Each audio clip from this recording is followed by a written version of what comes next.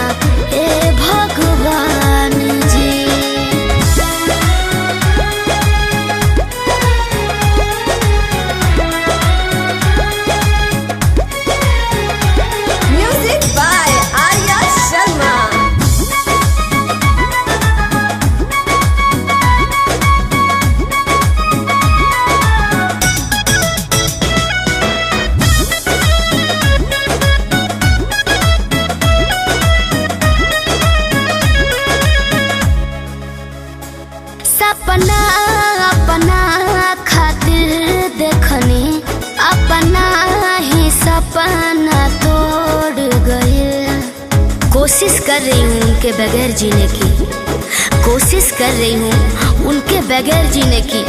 अगर जिंदा रही तो इतिहास बन जाऊंगी, मर गई तो लाश। जे वादा कइल समझिए के वो मरे के कगार पे छोड़ गए। मिट गइल हमार पहचान जी, काहे प्यार भइल बेईमान जी। बता देना ए भगवान जी, काहे प्यार भइल बेईमान जी। बता देना ए भगवान जी।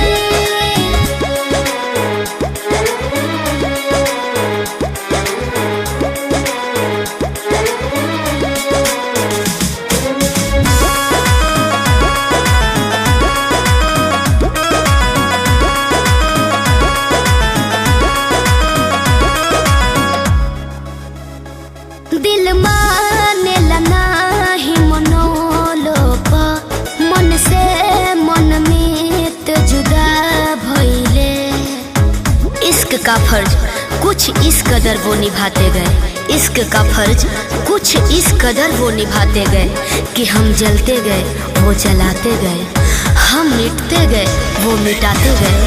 काहे थमता सांस शिल्पी के, गलती हमरा से का भइले। दूर भइले विजय चौहान जी, काहे प्यार भइल बेईमान जी। बता देना ए भगवान जी, काहे यार भइल बेईमान जी। बता देना ए भगवान जी।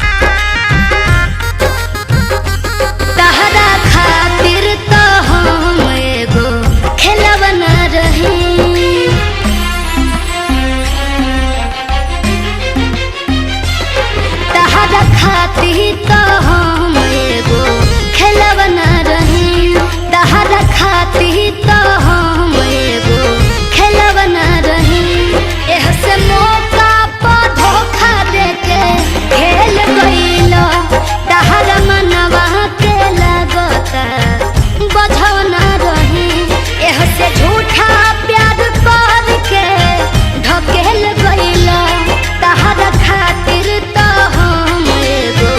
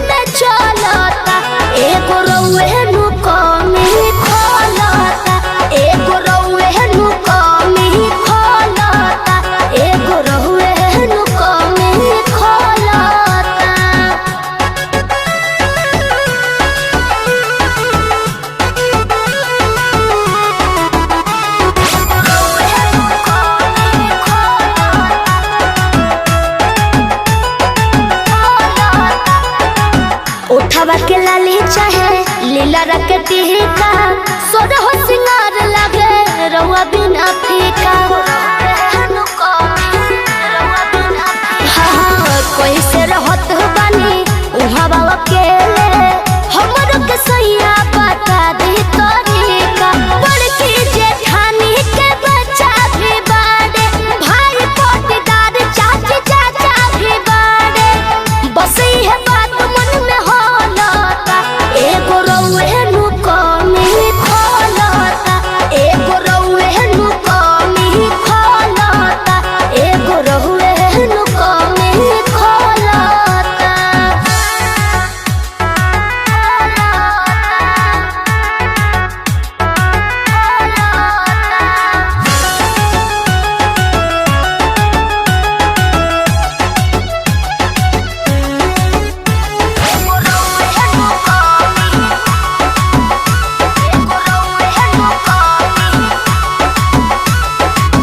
नहया नोहर अभी बानी हम कनिया कहिले न कुछ रखे जत के जवनिया। हाँ से जिया पे सुते जब जातनी अकेले दस दे तू बिया हो बन के नगिनिया। खनमो भी बाटे अपनियो भी बाटे चूड़िया लहठी नथुनियो भी बाटे विजय बिरह में दहिया जलता एगो रउए नु कमी खोलता एगो रउए नु कमी खोलता एगो रउए नु कमी खोलता।